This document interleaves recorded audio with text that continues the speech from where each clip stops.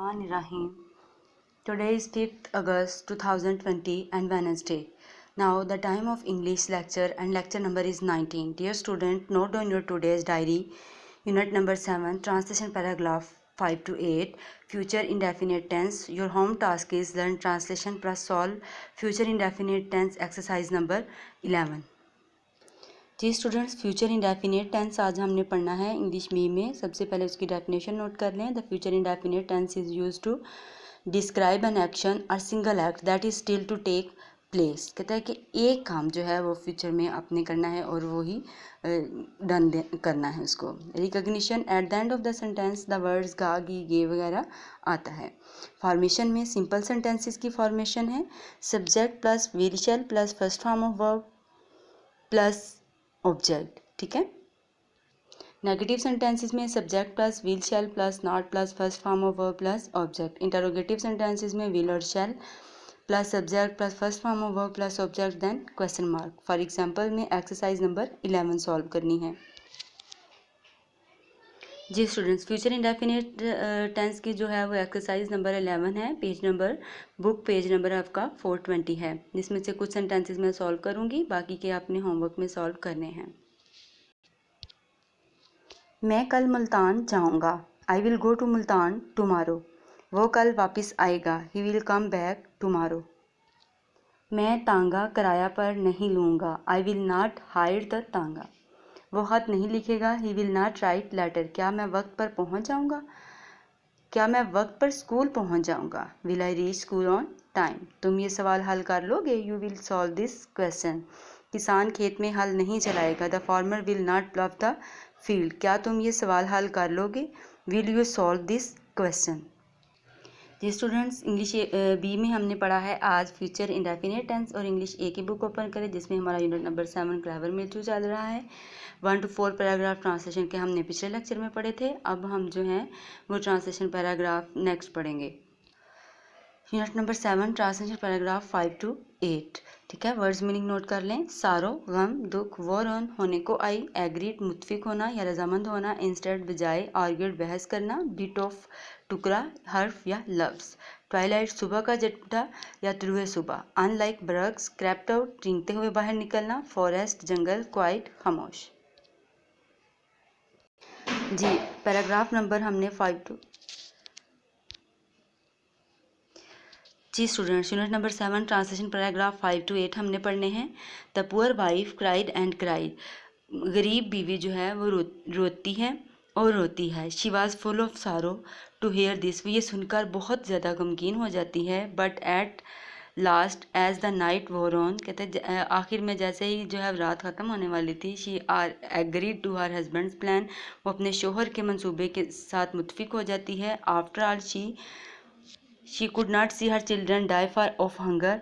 तो आखिरकार वो अपने कहते हैं कि after all she could not see her children die of hunger. वो अपने बच्चों को भूख से मरते हुए नहीं देख सकती थी। शी थाट एंड थाट, वो सोचती है और सोचती है। But no other plan came to her mind, लेकिन कोई और मंसूबा उसके जहन में नहीं आता।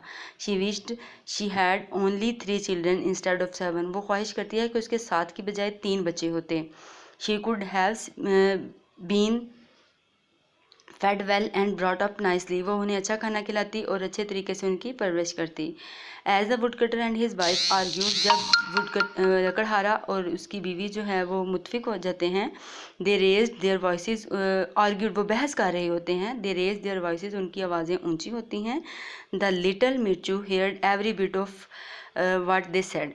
जो छोटा मिर्चू है वो सारा कुछ सुन लेता है जो वो कहते हैं। अनलाइक हिज ब्रदर्स, वो अपने भाइयों की तरह, ही वॉज नॉट स्लीप, वो सो नहीं रहा था। For a long time he lay thinks what could be best thing to do. काफ़ी देर तक वो लेटा हुआ यही सोचता रहा कि सब बेहतर क्या है। As soon as it was twilight, जब सुबह की रोशनी जो है वो तुलू हुई। He got up quickly and crept out of the cottage and off he ran to the forest. The he got up quickly, वो जल्दी से उठा। And crept out of the cottage, रेंगते हुए झोंपड़ी से बाहर निकला। And off he ran to the forest, और जंगल की तरफ भागा। ही field his pocket there with small white stone, अपनी जेब उसने जो है वो सफ़ेद पत्थरों से भर ली। Then he ran back to the house and was in bed again. तब वो फिर वो घर वापस आया और अपने बिस्तर पर लेट गया। All quiet and pretending to be fast sleep when his mother called. देख, सब खामोशी से उसने किया और वो ये जाहिर कर रहा था, प्रिटेंड जाहिर करना, ये जाहिर कर रहा था कि वो सो रहा है जब उसकी वालदा उसे बुला रही थी। We are all going to the forest. हम सब जंगल की तरफ जा रहे हैं। His mother told the boys.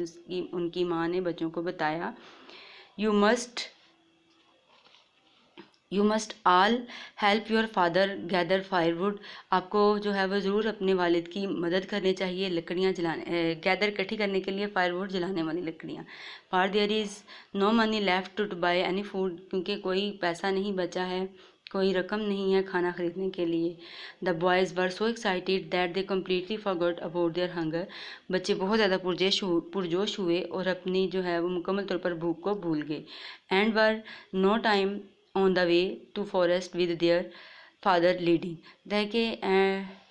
उन वो जंगल की तरफ बढ़ रहे थे अपने बाप की रहनुमाई में। The forest was dark and lonesome. जो जंगल है वो बहुत ही स्याह,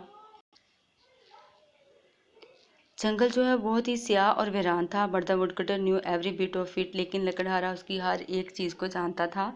so well that before long they were right in the deepest part of the forest. के वो जंगल के घने रास्ते पर चले गए। आज हमने जो है वो 7 पैराग्राफ, अभी हमने जो 7 पैराग्राफ पढ़ा है, 8 भी पढ़ना है हमने 5 to। I will cut down the small trees said the woodcutter. लकड़हारे ने कहा कि मैं छोटे दरख्त काटूंगा। And the you boys must collect all the branches. और तुम उसकी सारी शाखें इकट्ठी करोगे। And tie them into small bundle. और इनको छोटे गड्ढे में बांध दोगे। It is going to be hard work. ये जो है वो सख्त मेहनत का काम है। I hope you will understand it. Take care. अल्लाह हाफिज़।